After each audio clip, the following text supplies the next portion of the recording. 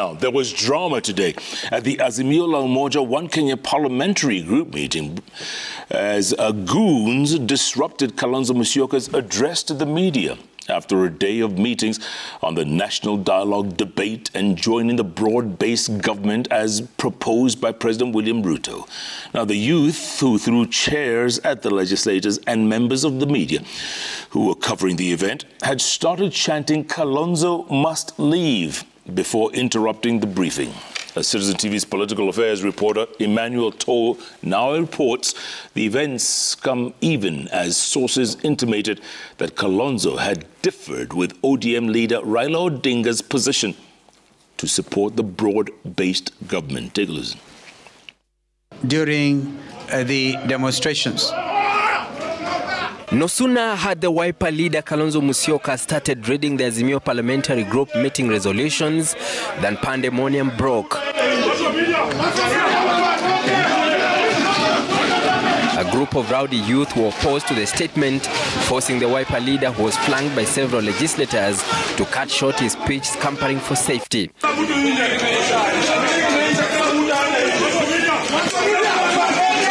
The venue of the meeting left disorganized, chairs overturned and some thrown at the journalists who were covering the event as goons ordered everyone out. Prior to the chaos, tension was already palpable in the tent at the Jaramogi Oginga Odinga Foundation, where an ODM parliamentary group meeting had happened and later a joint Azimio PG meeting. Sasa mimi ndo natoa amri. Mtoke hapa tafadhali. At some point, Wiper leader Kalonzo Musyoka left the meeting, accompanied by other leaders, including former Jubilee Secretary General Raphael Tuju and former CS Peter Munya, leaving the former Prime Minister at the dais with a few other members of Parliament. Kalonzo's return to the dais for the press conference, coming moments after the ODM leader also left the stage, alongside Minority Leader in the National Assembly Opiyo Wandayi and some other legislators from ODM. If we can have some peace outside.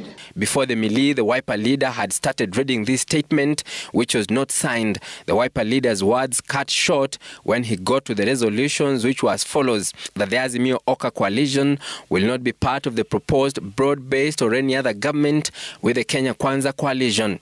That the meeting considered the need for a people-driven national constitutional convention as a possible pathway towards the resolution of the national crisis, subject to the consensus and concurrence of other stakeholders. While ODM is reportedly in support of both resolutions for a broad-based government and a national convention, their Wiper counterparts opposed it. The Na Kenya Party, the Jubilee Party and the DAP Kenya Party are not in support of either.